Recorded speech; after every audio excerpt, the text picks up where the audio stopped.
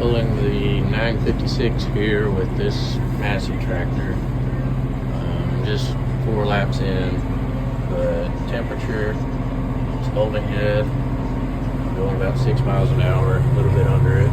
Not using the whole entire cutter bar, but so far the engine water temperature is holding steadier than the R model tractor would, which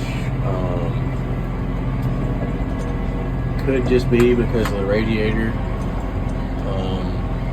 is in a different configuration on this one than the R model, and I'm on relatively flat ground, as you can see, and it's about 10 or 11 o'clock in the morning, so not as hot as it will be outside today, so that'll play a good factor into staying cool. But so far I'm impressed with the power and pulling abilities of this tractor.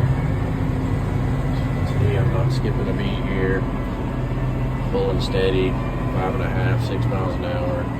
There's a little bit of a thick spot, but so far it's going good.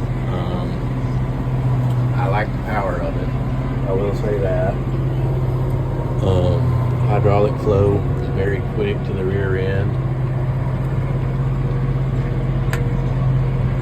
This tractor doesn't turn quite as tight as I thought it would.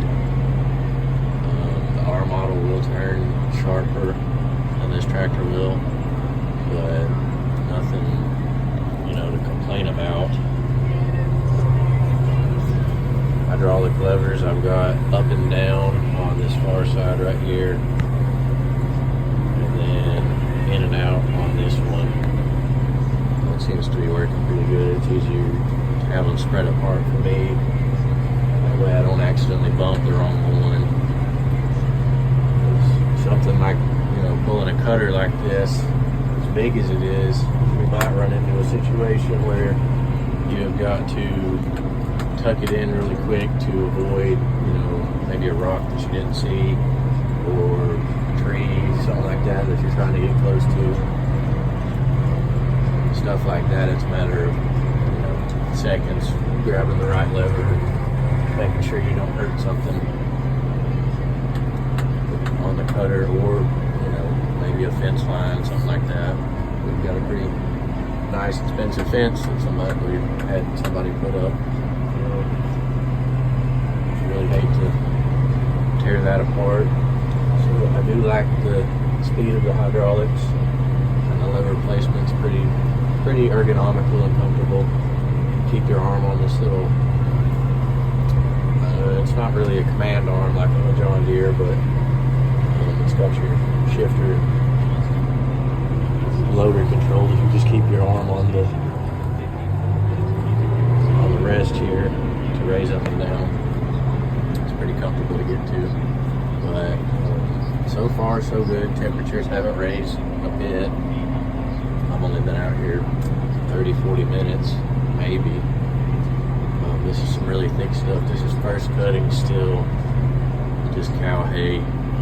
Couldn't get to it in time. A lot of briars come up in it, but it's some really thick stuff. The clouds look pretty gloomy right there, but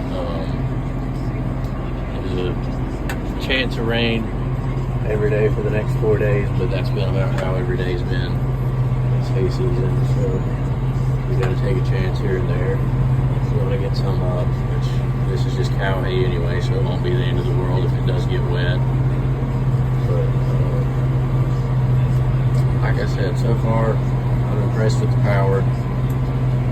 It's a 15-foot MOCO with a 1,000 RPM shaft on it. And, this is a smaller frame tractor, and it's handling pretty good as you would expect a small frame tractor to pull it, I guess. I've not really been pushed around with the cutter on these hilly spots, but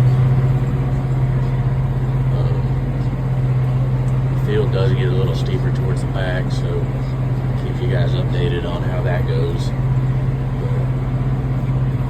Feel wasn't for it being a little bit ugly, some of those odds and ends that I didn't like, I would probably be sold on this thing. And I'm not a Massey Ferguson guy. I like the John Deeres. I've got a 2 6 Series at home, and we've got 3 here at work. I run Kubota, New Holland, and a little bit of case that we have at the house, but I like the Deere the most. But this thing's pretty stout for what it is.